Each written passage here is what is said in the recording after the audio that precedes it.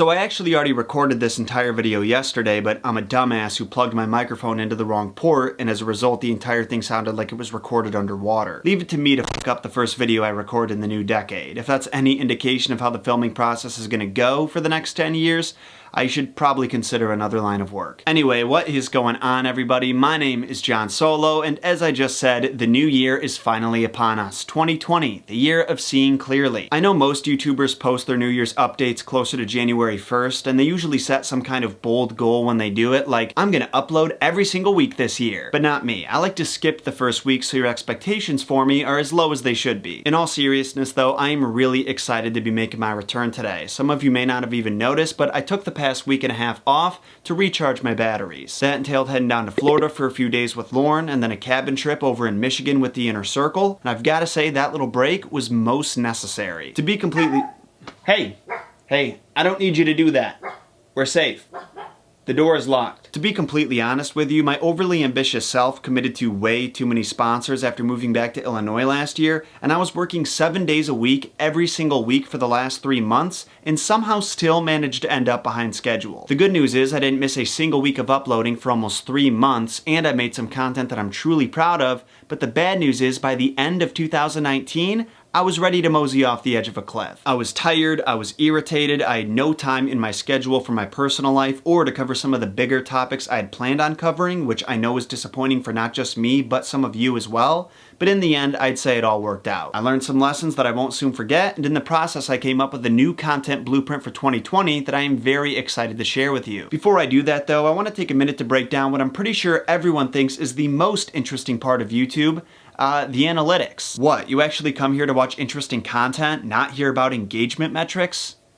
What are you, some kind of weirdo? Well, for the 4 of you who will find this interesting, you'll be happy to hear that we improved on every metric from 2018 to 2019. In 2018, we raked in 17 million views, 2 million watch hours, and 160,000 subscribers. And in 2019, we had 28.6 million views, 4.1 million watch hours, and gained 264,000 subscribers for a grand total of around 680,000 subs. Not quite the goal I had set for the end of the year. I was hoping to pass 700K by 2020, but you can't win them all. You can catch them all, but you can't win them all. At the end of the day, I know I tried my best, and I still saw some serious growth that I'm proud of and grateful for. I won't lie though, the blow is definitely softened by the fact that right now, as I'm recording this, I'm experiencing the most growth I have ever had on this channel. I mean, according to these stats, I'm most likely gonna pass 700K by the end of the day, so close enough, right? Also, thank you in advance.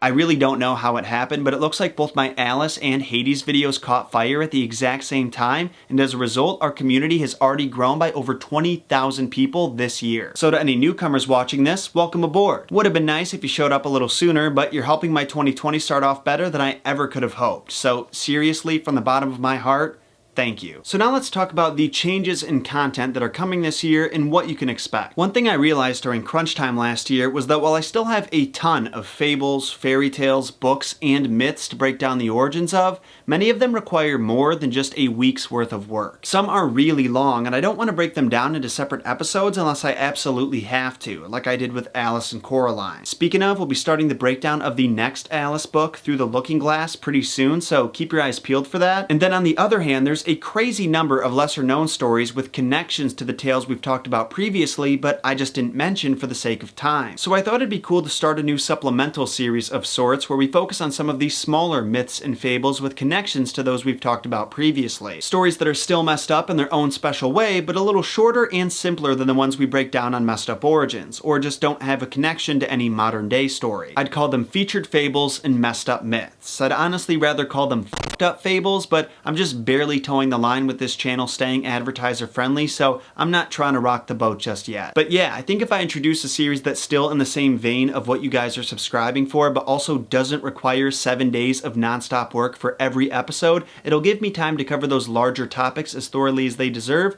and focus on the important background stuff with running the channel. And a fun little twist with this series is that because I'll be covering some lesser known stories that have never been illustrated before, I'll need some help from the artists in the SoloFam. I've still got to work out the details, but what I'm thinking is I'll share somewhere, probably on Twitter or the channel's community tab, a list of pictures that I need for a story. Then you can pick and choose the ones to draw in your own unique style, send them to me, and if I use yours, I'll give you full credit. If you like that idea or you have a suggestion for how I should best handle working with the artists, let me know in the comments down below. I'd love to hear your thoughts on this. And now, SoloFam, I have one final announcement. I'm going to introduce what might be the most messed up series we ever do on this channel, Messed Up Murders. It's exactly what it sounds like. I'm gonna push my morbid curiosity to new heights and talk about some of the most messed up murders that have happened throughout history. Some murders will be world famous and others local, but horrifying nonetheless.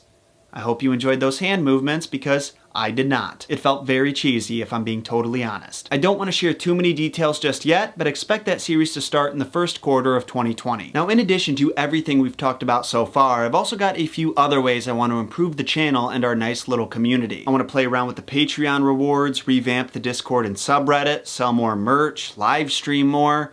Basically just be an all-around better YouTuber. Not to sound arrogant, but I think that generally my content has always been pretty good and that's what's helped the channel grow these past couple of years, but I want to do more with it than I currently am. I want to hire an editor, some researchers, an underpaid college intern, because if I do all that, we can produce even better content more often, and that might lead to something cool down the line. Something like a tour where I actually talk about these stories with you in person. I mean, it's impossible to say what the future holds for sure, but what I do know is that for this channel to reach its full potential and for me to get the sweet loot that comes with that, I've got to get out of my comfort zone and start taking some calculated risks. I don't think I'm being too ambitious when I say that by the end of this year, we will have over 100 million total views and over 1 million subscribers. It's just on me to keep hustling, to put in those honest, hard days' work, and to not get demonetized. Now, on a more personal note, I've got to thank the SoloFam for all the love and support you gave me in 2019. I made a pretty sappy post on my Instagram about how it was one of the most challenging years of my life, but still one of the greatest, and I owe a lot of that to you. It's because of you that I get to be proud when I tell people what I do for a living, that I was able to rest and recover as long as I needed after having spine surgery, that I get to live virtually anywhere that I want as long as there's fast internet and the copyright laws are lax. I will never ever stop being grateful for the life you've helped me build for myself, and I hope to one day pay that love and support forward to those who need it most. I think that'll do it for today, but I'll be seeing you guys soon when I finally post my Rise of Skywalker review,